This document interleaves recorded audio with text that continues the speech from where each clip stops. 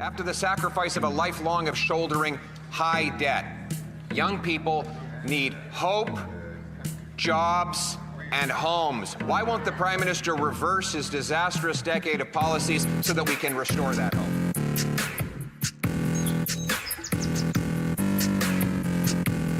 Yesterday from the Prime Minister really freaked these conservatives out because they saw the ambition in that speech.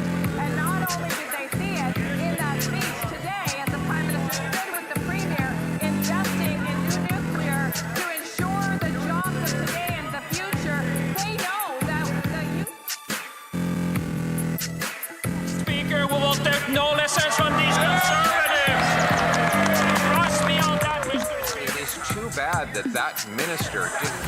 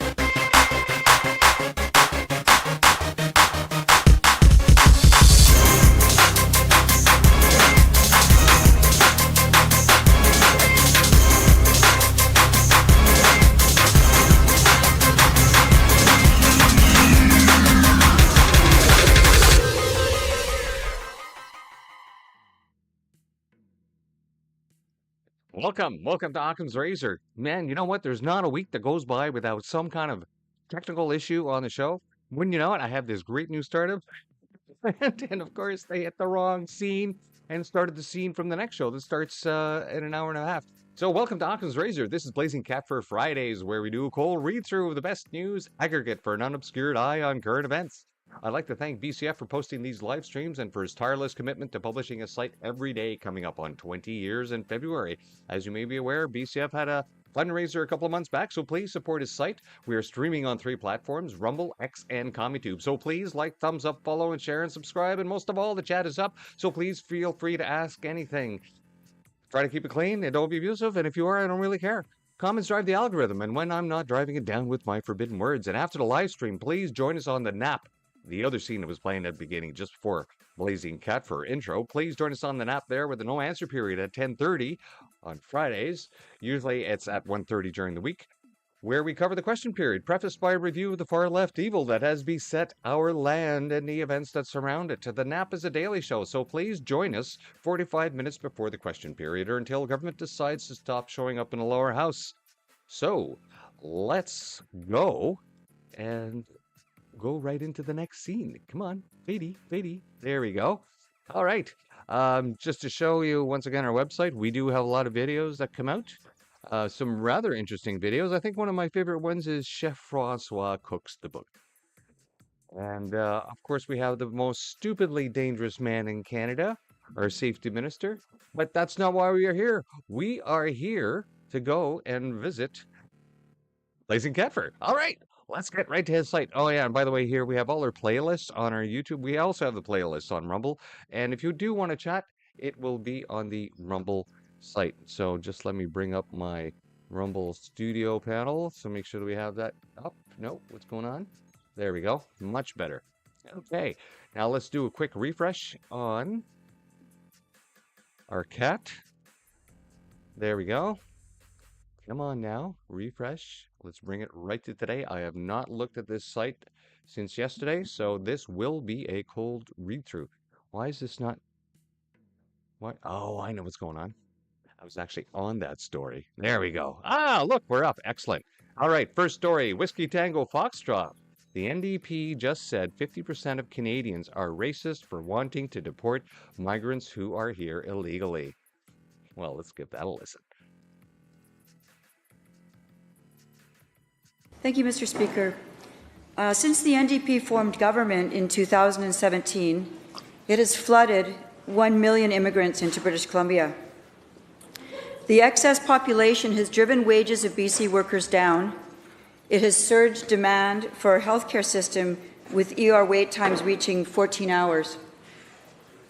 1 million British Columbians don't even have a family doctor. Housing is unaffordable. Schools are crowded and teachers are overwhelmed. The Premier has admitted that the temporary foreign worker program has negatively impacted our economy and our social fabric. Mr. Speaker, will the Premier get on the phone today and demand that Mark Carney immediately suspend all immigration to British Columbia?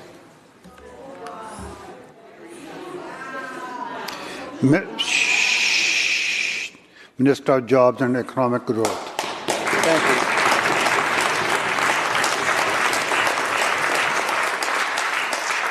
Thank you so much, Honourable Speaker. Again, won't be surprised at this House because we've been discussing this for over 3 years, whether it's the Premier, whether it was myself when I was the Minister of Housing. We were advocating to the federal government to ensure that we have immigration numbers that align with the social services we have, with housing that we have in our communities. And we were doing that because people that we're welcoming, the talent from around the world that we're welcoming here, have a chance to have the same quality of life that we all want for our kids. It's not fair to be able to invite people from all over the world and say to them, we don't have housing. It's not fair to invite people from all over the world and say, we don't have the social services you need. We need to build both of them up at the same time. Now, Honourable Speaker, what we're saying is we need to do it in a thoughtful way, and the federal government has made some changes. We respect that, and we're urging them to make more. We're urging them to make changes to the LMI program because we know there's fraud in the system. So if the member wants to advocate for reforms, meaningful reforms, then we're open to it. But the rhetoric that comes from this member, and they know what they're doing. It's a dog whistle. We know what they're doing. They're trying to incite racism. So I know the member's going to get really upset and she's going to say, I'm not racist. I'm not saying the member's racist. I'm saying her supporters think that she's racist. That's what I'm saying. Member supplemental? Yes, Mr. Speaker, thank you. On September 5th, the Premier himself called for an end to the temporary foreign worker program. So is he and the other minister calling himself engaging in racism?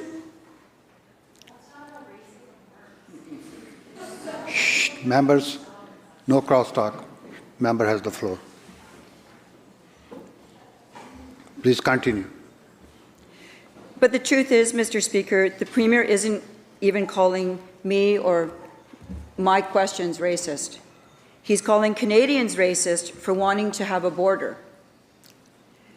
We are just in the way. The Premier's admission that the temporary foreign worker program should be terminated is not enough. According to the National Post, quote, nearly half of all Canadians believe that mass deportations are necessary to stop illegal migration. Members, please let her finish. Member, please continue. Member, please continue. Thank you. Canadians don't just want to put an end to immigration. They want governments to deal with existing illegal migrants, such as people who are overstaying their visas. This is reflected in polls. My question, yes or no, does the Premier support deporting migrants who are here illegally, as do 50% of Canadians? Minister. Thank you, Honourable Speaker. I'll continue in the vein that was in my previous answer, which is actually, Honourable Speaker, it's sad to see that we're in this state right now. It's sad to see that we have a party that says they're one party, but they're actually pretending to be the People's Party of Canada, Honourable Speaker. If the member wants to reform immigration, we're open to having conversations. We've been urging the federal government to do that. But I don't know why the member sees people that look like me, that have my skin color, as such a threat.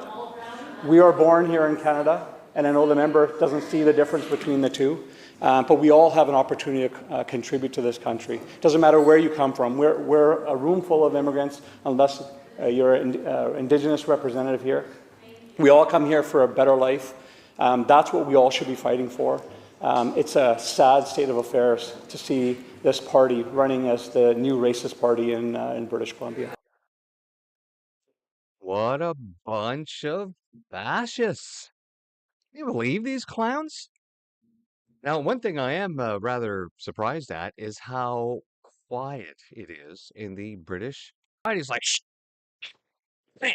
Can you imagine that kind of control in the federal legislature? Oh my God, it would be impossible. They've really got those people clamped down. But as you can see, it's the racism of lowered expectations, right? False accusations, manipulation of the facts.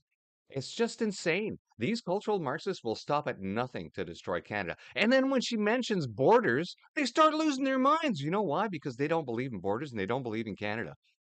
The cultural Marxists hate the fact that there is an identifiable structure that they cannot control. That's why they need to get control of it in order to destroy it. My goodness. Let's move on to the next story. Residents fury at paying £2,000 for a playground that's just a log. Yep, just a log.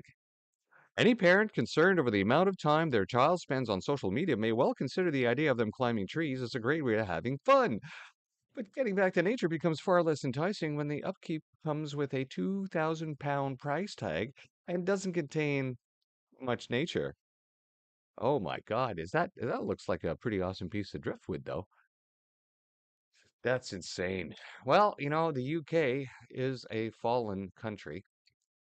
We have 60 plus people per day being arrested for hate speech and put in jail. Yeah, so 12,000 plus UK citizens in jail for hurty words online while they're while the rapists go free. Well, I guess the rapists might be racist too. I don't know. I'm not going to assume like that member of the Legislative Assembly in British Columbia that just assumes that everyone else is racist if they're not the color of his skin. What a bloody racist.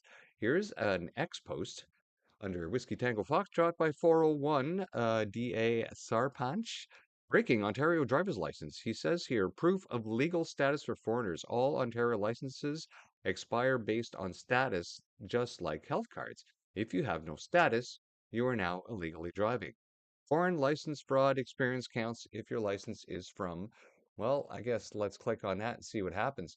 But now let's just see here. Legal status for foreigners. All Ontario licenses expire based on status, just like health cards. If you have no status, you're illegally driving.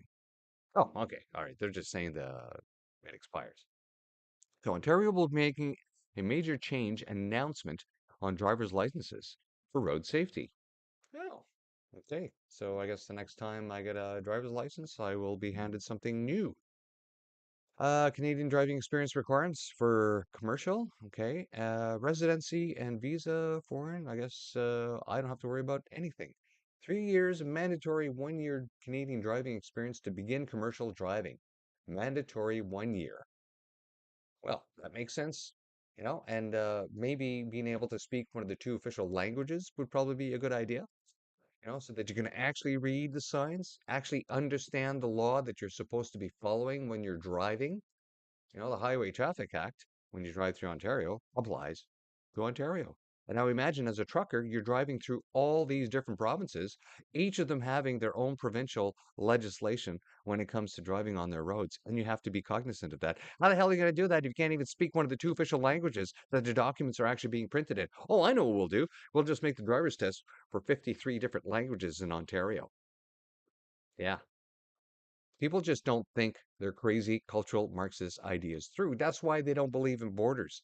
Borders, language, and culture. Borders, language, and culture makes a country. If you don't have those, you don't have a country. You don't have a life, and you will no longer have any freedom. Because with those destroyed, the authoritarians in control will take away all your freedom. Smith tables bill allowing Alberta to ignore international agreements that impact provincial jurisdiction. Very good. The Alberta government has introduced new legislation aimed at clarifying how international agreements signed by the federal government apply within the province. Titled the International Agreements Act, the proposed law would ensure that international treaties or accords negotiated by Ottawa only take effect in Alberta if implemented through provincial legislation. Outstanding. Outstanding nationalism right there in the province, entrenching their provincial rights without having to deal with the notwithstanding clause that the Liberals are currently trying to remove from the charter to complete their final grab and hold on power on Canada by removing the province's ability to say no to intrusive federal legislation. Now, of course, they said, "Oh no, we're going to let the courts decide what." With these clowns, don't realize when they're saying this, they're outing themselves, right? Because MPs are supposed to be the representatives of the people actually making the laws. What they're doing here is they're appointing their own far left judges, and then they let the far left judges make the law. That's not how a democratic society that's supposed to work. You don't let the judges make the laws. You make the judges interpret the laws. And if the judges interpret the laws incorrectly, then you make new law to clarify how the judges are supposed to interpret the law. You just don't let the judges interpret the law as you want them to in order to make new law. That's wrong, that's evil, and that is how cultural Marxists take over society one bit at a time. That's what happened in Brazil. We have a judge there that completely turned the country over on its head, allowing the communists to take over and slowly to destroy that nation. Migrants avoid deportation because rape of Swedish girl didn't last long enough. Yes, it's not that he was raping her. It's that, he didn't rape her long enough. It was just a little bit of rape. It wasn't a lot of rape. The headline seems ridiculous, but it's true because that's the cultural Marxist thinking. After arriving in Sweden as an asylum seeker when he was a minor, Eritrean migrant Yazid Mohammed raped Maya Aberg in September last year when she was just 16 years old, while she was on her way back home from work. According to the Court of Appeal for Upper Norland, this attack was not extremely serious and so does not warrant deportation because of its duration. This prompted commentator Ian Miles Chong to notice the suffering of a 16-year-old is now measured in minutes, a sign of how far the system has fallen. It's not how far it has fallen, it's how far it has been compromised by far left ideology. Every person who's a liberal supports this. And if they say they don't, their own laws and legislation will lead them down this path. Know them by what they do. Here's a post by Tommy Robinson from X, stuck on here at Blazing Cat Fur. He says, "I feel sick." And obviously, he's commenting on this story. 16-year-old Mega Aberg, who was raped by Muslim invader Yazid Mohammed in Sweden, bravely speaks out after a court ruled he could not be deported because the rape did not last long enough.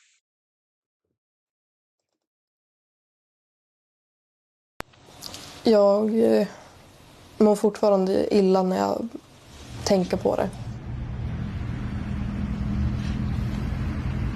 Jag har ju berättat det här 1000 gånger. Speciellt för polisen och när det har varit i tingsrätten. Men jag känner ju fortfarande att det är sjukt jobbigt. Under hela skolåret, förra året, så var jag knappt i skolan. Nu då och då så drömmer jag ju fortfarande mardrömmar om det. Och jag har varit jätterädd att vara ute och gå själv. Så jag går nästan aldrig själv ute nu. Jag bryter fortfarande ihop när jag suttit och pratat om det länge och kommit in på detaljer. Att det blir som att jag återupplever igen och jag känner hans händer på mig. Men som tur så har jag mina jättefina vänner och mina föräldrar som har varit där för mig varenda dag. Nej, det känns alltså så overkligt att det också var för... Jag kommer alltid påverkas någonting av det här. Jag önskar ju verkligen nu när andra tjejer har det här, det är också därför jag vill göra det, att de också ska tänka att det är värt att anmäla. Även fast det kanske inte går igenom, men det kan faktiskt vara värt. För det kan ju också hjälpa en annan tjej. Liberals by default are anti-human. Anti-human, anti-freedom, anti-life. But pro-everything else. They'll tell you what to do for the betterment of everything. And then when it comes to issues like this, they will just stare at you blankly and not comment. Gaslighting. For bailing on promises to Canada, Stellantis and GM will have to pay duty on U.S. vehicles and parts, Carney government says. Bailing on promises to Canada. Well, from what was just put out on the webs a couple hours before the show started, is that all trade negotiations have come to a halt and have been scrapped by the U.S.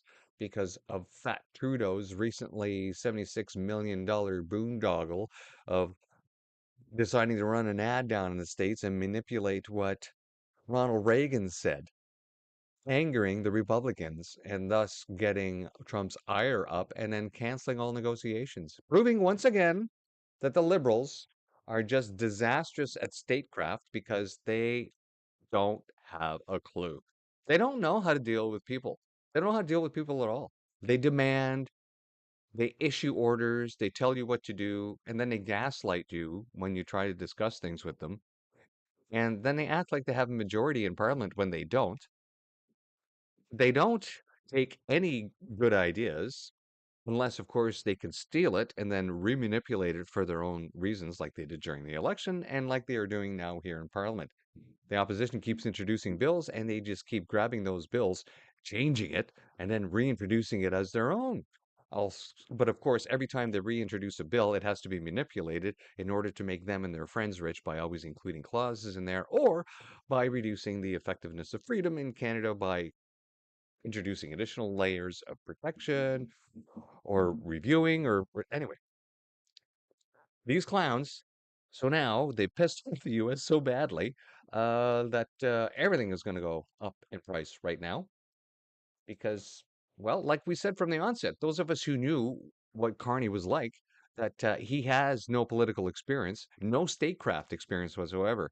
He may have experience in the business world, but if you don't know how to talk to people, you don't know how to deal with all the other manipulators out there in the political streams, if you don't have a thick skin, if you're not able to hide your emotions when you're in public, because we can see every little micro expression that when he's talking about things, showing how unethical he is. Everything's like can't contain himself recently about talking about the $2 billion that they're going to give to build small nuclear reactors when he's heavily invested in those very businesses. Oh, yes, the investments that he said he didn't have during the election that turned out to be a lie. Anyways, I got to move on to the next story here. Trump terminates trade talks with Canada over Ontario's fake anti-tariff ad featuring Ronald Reagan. I was just talking about that.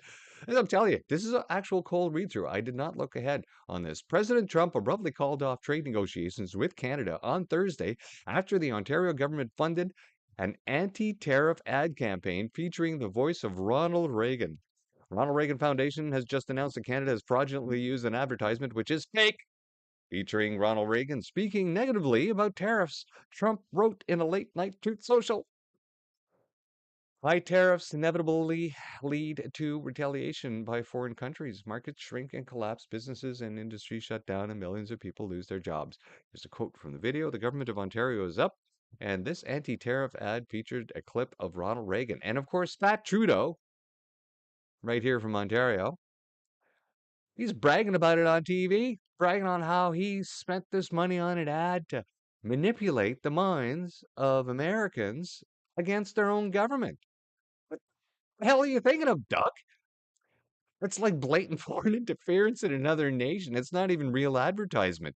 You know, you would have been better off spending that $76 million donating it to the food banks around Ontario while we have 2 million people lining up at food banks every month throughout the country, not just Ontario, but throughout the country. But at least that money could have been better spent instead of pissing off our neighbors to the point now where everything is going to go up in price because of you, Dougie.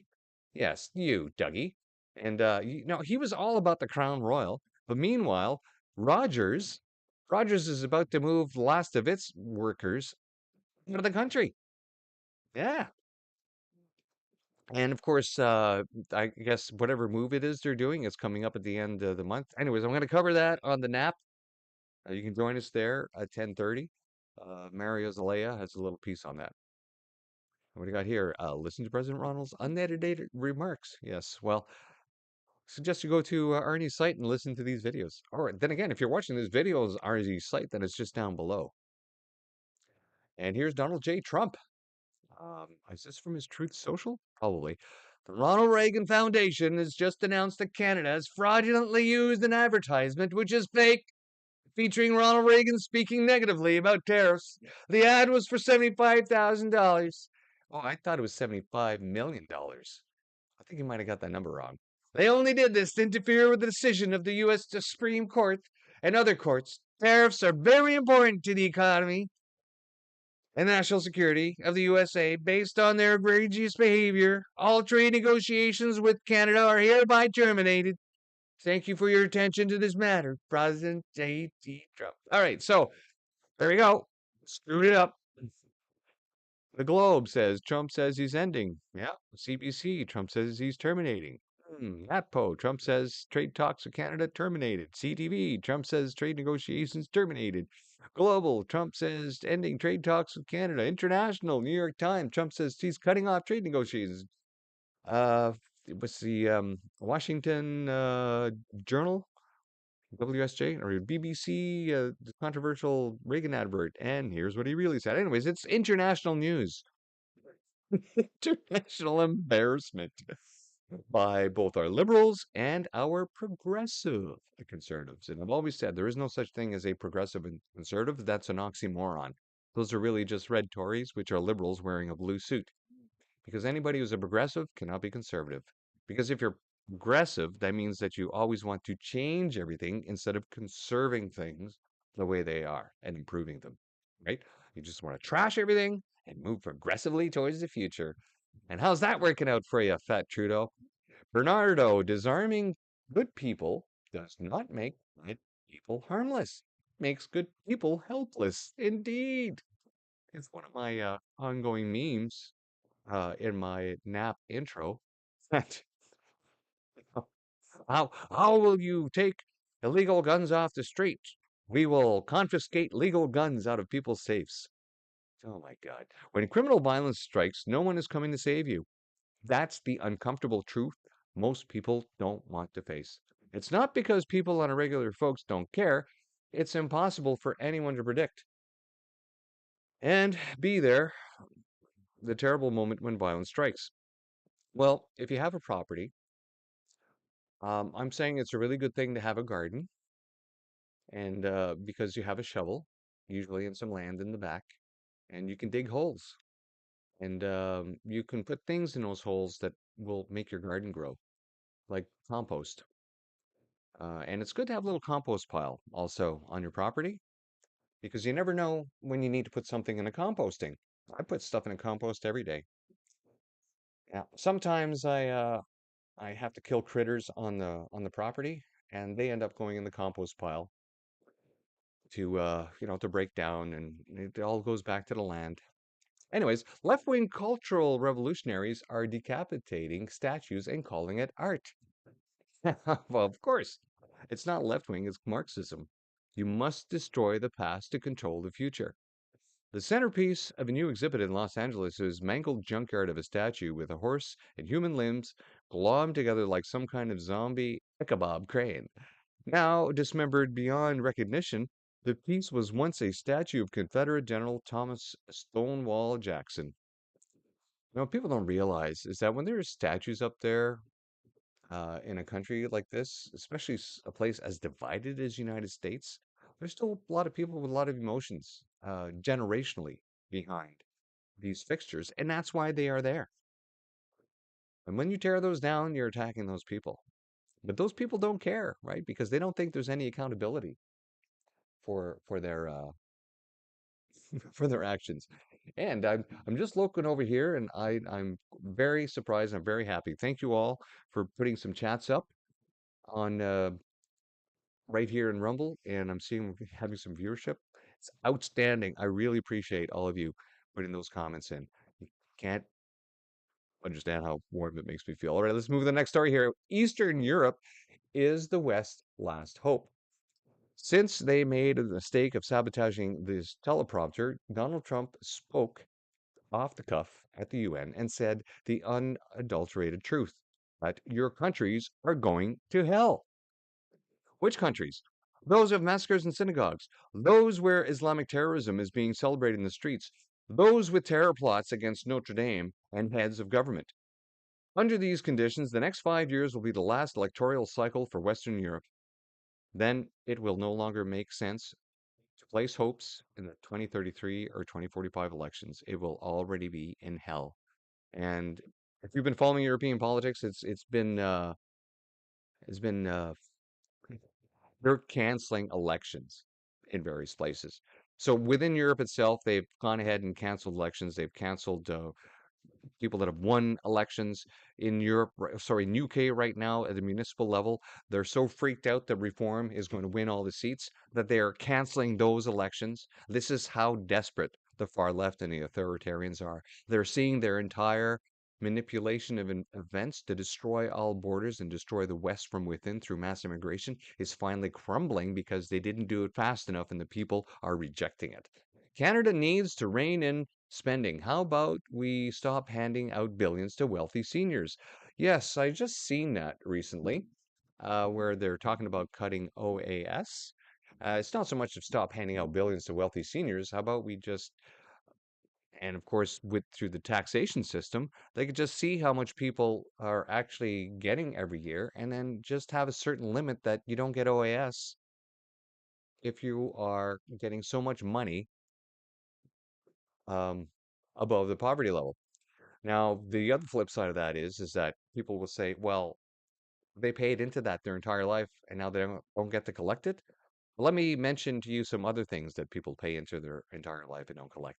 If you look at the people in the Canadian Armed Forces, they pay their entire career into EI, but they'll never collect it, right? They pay their entire career into CCP, but they will never collect it. Oh, actually, what happens is that they reduce their superannuation, which is our pension, by the exact amount that the CCP is given to you. And then once you reach 65, they actually drop that entire amount even more, so you get even less. So it's this is what happens when you create a socialism in a country, and it starts to break down, and all the competing socialist aspects all start competing for the same diminishing pot of resources. Who was Helmut Hubner? Well, I knew what Truth and Treason was about before I watched it. I thought I'd seen enough movies about Nazi Germany to be able to get through it in one piece, but no, by the end of this thing, I was in tears. Truth and Treason is based on the true story of Helmut Hubner, who, as the closing title cards tell us, was the youngest resistant fighter in Nazi Germany to be sentenced to death for taking a stand against Hitler. He was 16 at the time of his arrest and 17 when he was executed. Interesting. Interesting movie to see. Now, Muslims and migrant fatigue. What has become clear is that liberal democracy may not depend on sharing ethnicity, but it absolutely depends on a shared culture. As Fidesz party meeting last weekend, Hungarian Prime Minister Viktor Orban opened his remarks by noting how Donald Trump has been forced to deal with the extraordinary efforts by the liberal establishment in destroying him. Exactly. And that's what people don't understand. What is Trump doing? All the tariffs and blah blah blah. Yeah, it's he's cleaning sweet. He's cleaning the table. He's sweeping everything off. Every bad idea by socialists that has infected the United States, he sees a very direct path and how quickly he needs to do it. And the easiest way to do it is to cut off their funding. It's that simple. Billions of tax dollars from the United States has been filtered, has been sent towards far left organizations around the entire planet. And now, when he cut down USAID, that was the first biggest cut right there. And now, bit by bit, he's tearing down the ability of all these little power structures that are against law and order in the United States. He's slowly tearing those down. Now, with Viktor Orban, he's got his own country cleaned up, but he is in the middle of a European Union that is in a war with itself. One day earlier, anti-Trump forces around the U.S. gathered for a coordinated public protest called No Kings 2.0. It was kind of a joke, honestly. Critics noted the disproportionate presence of white liberal baby boomers. Well, it turns out that a conservative research team relying on publicly available information discovered that the No Kings movement is funded by, surprise, George Soros and other progressive oligarchs. That's right. Tides Foundation people. And in Canada, we call them Tides Canada. And actually, the Liberal Party is in partnership with Tides Canada. It's actually in legislation. They've actually announced it. We actually give them money, and this all started under Trudeau. So these cultural Marxists are very well integrated within Canada. Stop being polite and start demanding free speech, one Canadian researcher argues after Kirk's shooting. Washington, D.C., following the murder of Charlie Kirk, the Heritage Foundation's Leanna Graham, a research assistant for domestic policy, was inspired by headlines she saw in the Canadian press about Kirk's assassination to write an op-ed arguing that Canadian censorship and silencing of dissent led to a dehumanizing culture that invites political violence. In turn, the National Post reached out to Graham, a dual citizen of both Canada and the United States, to discuss what she sees as political and media forces impacting censorship and free expression in Canada. This interview has been condensed for a length and clarity. Well, it'll be interesting to have a look. We also do have a video detailing exactly how far we are along in our censorship here in Canada. Just point out that video to you. Let's go back to home. And this would be, yes, I Will Finish Canada, right here where we detail all the communist goals, the Stalinist communist goals, well, the first 20 of them anyway, and how they've been adapted here in Canada. Let's go over to our chat. Let's go down to the bottom. Thank you, Olio, how am I going to say this name here? Olioliukui? Well, pro tip, when you have a handle, make it easy to pronounce. Any update on the hostages being genocided by the CA government? Yes, so I start covering that at the beginning of my nap show, which today will be at 10:30, which means I have to wrap this up soon, so we'll just get through these comments. As of yesterday, there was an announcement by the Supreme Court. All the judges said, yes, they must be culled. So at this point, I don't know what's going on. They were served notice by the local native tribe, told to, let me change the scene display here. There we go. They were told, so a local native group went to the CFIA and the RCMP, gave them notice saying you're trespassing, get off our land. That was a couple of days ago. And then right next day, the court comes out and says, oh, you got to cull them all. So I don't know where they're at. They could be all dead now. They might not be. But even before this decision came through, we knew that they were culling the birds from observers using telescopes on hills nearby. They could see there was probably about 100 birds missing, and then there was footage of the RCMP actually dumping the birds into blue bins. So the killing has been happening. Condolences to Canada. Yes, it's got to be cheaper to just put subsidies on than to have some chick flapping her. Yes. But I'm a trained professional. You would have known which 3 hairs to cut. Leaked discussion among senior UK police officers has revealed that their greatest fear when handling sensitive cases is Muslims kicking off, aka don't make the darkies angry. Yes. Yes, well, I've been following Tommy Robinson since the EDL started way back when we were all just back then bloggers online trying to warn the world of the existential threat of Islam. And of course, BCF here has continued the good work. If you gave the food banks, then the something people to the right of Mao might get that food. Well, yes, we know that whoever controls supply is always going to ensure that they feed themselves. That's the communist way.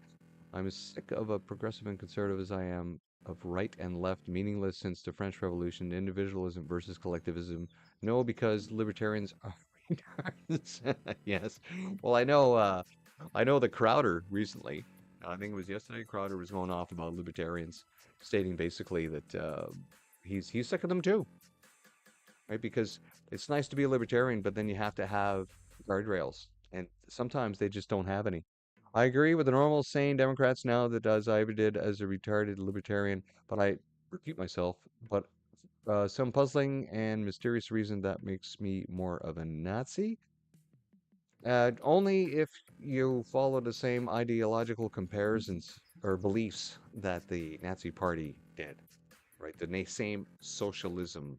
And of course, that includes a marriage between industry and socialism in the form of fascism, which we saw very well here in Canada with the vaccine, COVID-19 vaccine. Good morning to other Rumble viewers. Oh, wow, yes. Okay, so it's pronounced Ololi Ukwi. Ololo Ikwi. Ololo Ikwi. I gotta say 11 times. Ololo Ikwi, Ololo Ikwi, Ololo Ikwi, Ololo Ikwi, Ololo Ikwi, Ololi Ukwi, Ololi Ukwi. It's a tongue twister.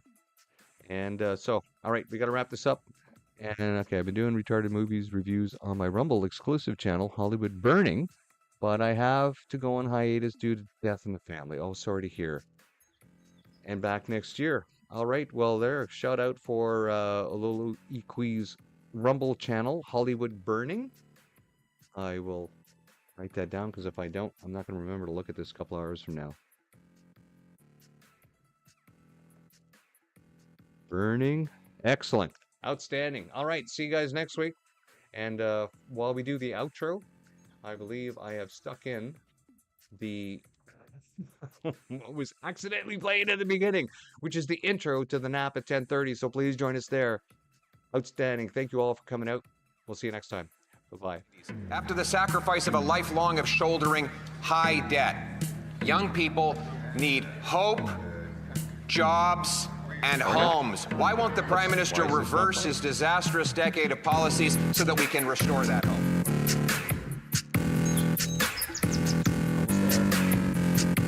Yesterday from the Prime Minister really freaked these conservatives out because they saw the ambition in that speech. And not only did they